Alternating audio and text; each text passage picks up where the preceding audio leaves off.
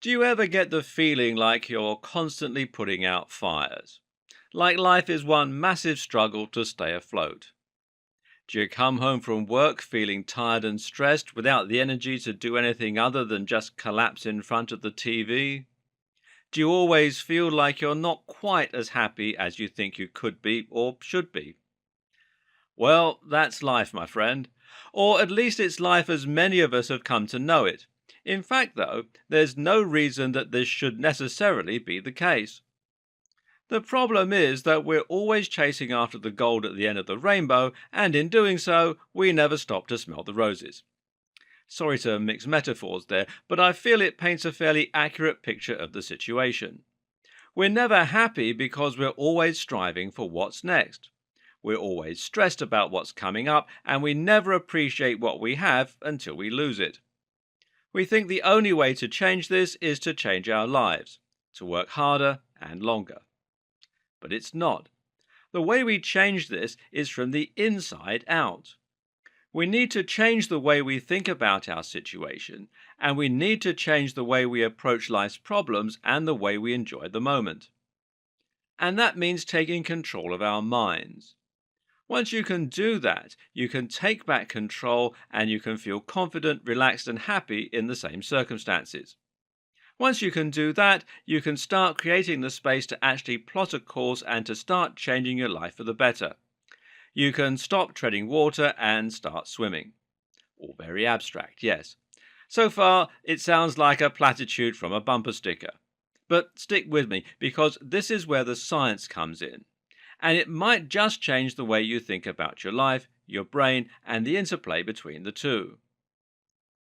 Think about it this way. It's not the situation that matters, it's your perception of the situation that matters. And I mean this in the most literal and realistic of senses. This means you can be surrounded by fire and be completely calm and happy, or you can be relaxing at home and completely stressed. In the first case scenario, you're surrounded by fire, but you believe that you're invincible. As far as you're concerned, nothing can hurt you and you have nothing to fear. As a result, you remain calm and your heart rate doesn't even rise. Well, other than from the effects of the heat, of course. In the second scenario, you're sitting at home, comfortable and warm with a cup of tea, you're surrounded by family who love you, and you have the TV on showing your favorite TV program. But all you can think about is the work you have to do tomorrow, your money problems, and the fact that you're not as well off and successful as you'd like to be. As a result, your body and brain interpret the signals as you being in danger. Your body produces more norepinephrine, more cortisol, more dopamine, and more adrenaline.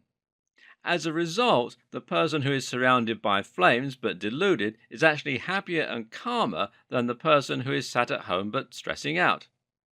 Now, of course, I'm not saying that you should be like the deluded guy surrounded by fire. That's dangerous.